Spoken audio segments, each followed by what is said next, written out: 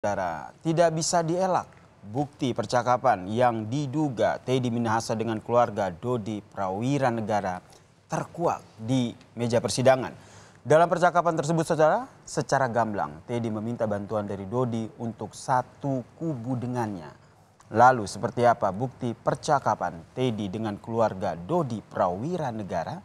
Berikut ini ulasannya di Gelar Perkara.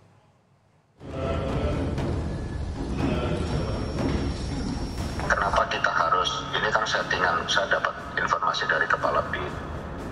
Memang ini udah diincat lama, dibututin, padahal tujuan kita kan nggak gitu. Siap. Tujuan saya itu supaya Dodi bisa nangkap si Anita, lalu bisa saya usulkan ke Bukit Tinggi lagi, kan gitu. Nah nanti rencananya kita buang badannya ke Arif aja semua, biar Dodi juga aman.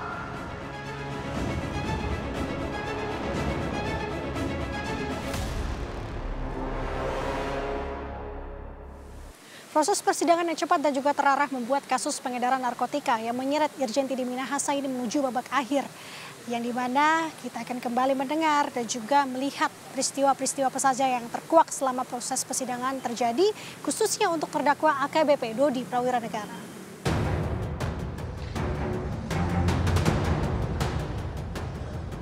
Berawal dari pesan singkat di tanggal 17 Mei 2022, kasus ini bermula. Di kala itu, AKBP Dodi Prawiranegara yang masih menjabat sebagai Kapolres Bukit Tinggi menghubungi Irjen Teddy Minahasa yang pada saat itu menjabat sebagai Kapolda Sumatera Barat untuk mengabarkan terkait rilis pengungkapan sabu seberat 41,4 kg. Yang dimana sebelumnya, pengungkapan tersebut berhasil diungkapkan oleh Polres Bukit Tinggi. Namun, melalui pesan singkat itu pula, sebuah jawaban di luar ekspektasi disampaikan Teddy Minahasa, yang justru meminta Dodi untuk mengganti sebagian sabu dengan tawas. Lewat WhatsApp. Lalu laporkan kapan tuh jadwal rilis sebenarnya. Terus jawabannya tadi untuk ganti sebahagian itu juga melalui WhatsApp ya. Tapi jelas disebut waktu itu ganti sebahagian. Betul yang mulia. Berapa banyak sebahagiannya disebut waktu itu? Waktu itu hanya sebagian saja, tapi saya jawab siap gak Dani Jenderal.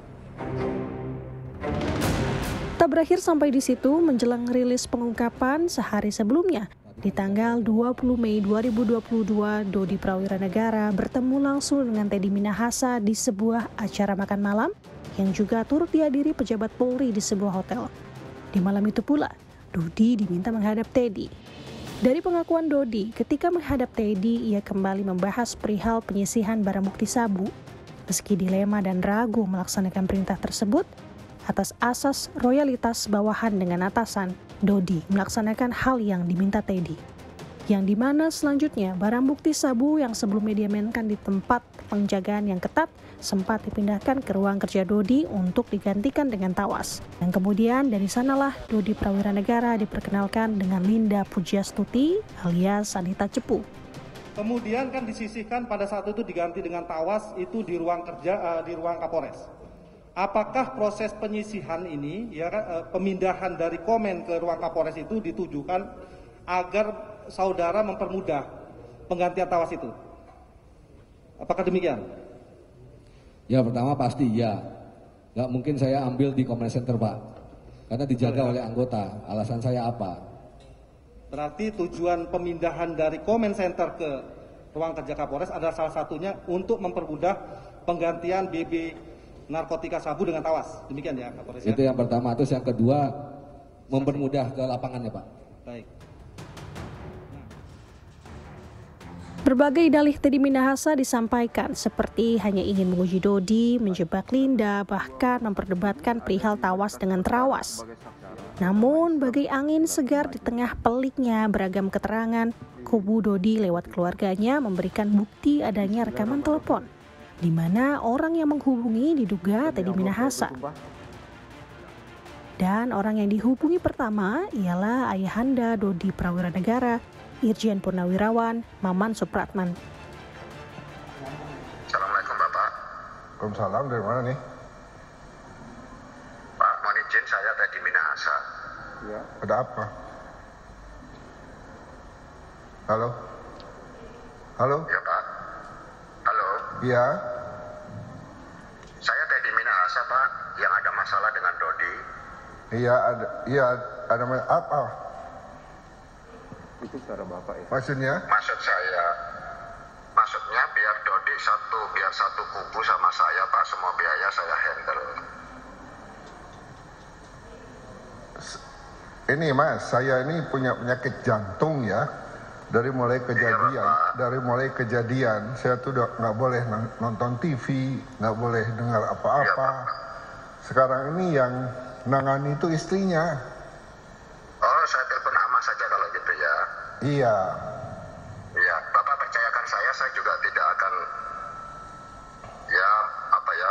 nyudutkan Dodi, tidak, Pak. Saya tetap bantu juga. Bapak yang sabar ya, Pak. Iya. Saya hubungi Ama, Pak. Ya. Saya anaknya Pak Sugiri juga, Pak. Ya. Kawan Bapak. Sugiri almarhum 73. Oh, iya. Meminta satu kubu, itulah isi percakapan terduga Teddy Minahasa dengan ayahanda Dodi Prawiranegara.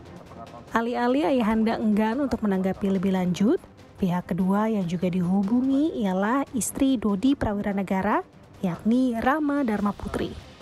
Di muka persidangan isi percakapan diungkap, yang dimana diduga Teddy Minahasa kembali meminta Dodi menjadi satu kubu dengannya. Tidak hanya itu, Teddy juga menanyakan surat yang ia titipkan kepada istri Dodi untuk diberikan kepada Dodi Prawiranegara. Nah, kemarin yang tulisan saya sudah dipahami oleh Dodi ya? Nah, jadi kalau yang itu kemarin kan Ama masukkan di selipan buku, Mas Dodi minta dibawakan buku, Ama masukkan ke situ. Udah itu dibawa Mas Dodi, tapi Ama nggak baca, Pak, cuma Mas Dodi aja kan? Kak Dodinya baca nggak kira-kira? Harusnya baca karena saya bilangnya ya ini ada di dalam gitu, tolong dibaca. Ama udah bilang gitu. Oh, terus responnya? Halo? Gimana setelah baca? Mas Dodi bacanya kayaknya di dalam, Pak, karena di situ kan Ama lagi sama pengacara sama yang lain juga gitu, jadi nggak dibaca di situ. Tapi udah yakin nyampe ya? Kalau nyampenya diterima, Pak, karena kan saya yang kasih lewat. Gimana? Saya ngasihnya di buku, masukkan ke buku, Pak, waktu itu izin. Bukunya langsung diterima Dodi? Iya, siap. Oh, maksud saya gini, Neng, biar paham. Siap. Kenapa kita harus, ini kan settingan, saya dapat informasi dari Kepala BIN. Memang ini udah diincat lama, dibuntutin, padahal tujuan kita kan nggak gitu. Siap. Tujuan saya itu supaya Dodi bisa nangkap si Anita, lalu bisa saya usulkan ke Bukit Tinggi lagi, kan gitu. Iya, siap, Pak. Nah, nanti rencananya kita buang badannya ke Arif aja semua, biar Dodi juga aman. Dari segala bukti-bukti yang ada, baik disampaikan sendiri oleh pihak Dodi Prawiranegara. Lantas apakah ini dapat membantu Dodi dan berpengaruh terhadap tuntutan yang akan disampaikan jaksa penuntut umum nanti? Tentu jawabannya kita akan ketahui bersama di sidang tuntutan Dodi Prawiranegara yang akan digelar 27 Maret 2023 mendatang. Nanda Prelia, Yanuar Ruslim, Kompas TV, Jakarta.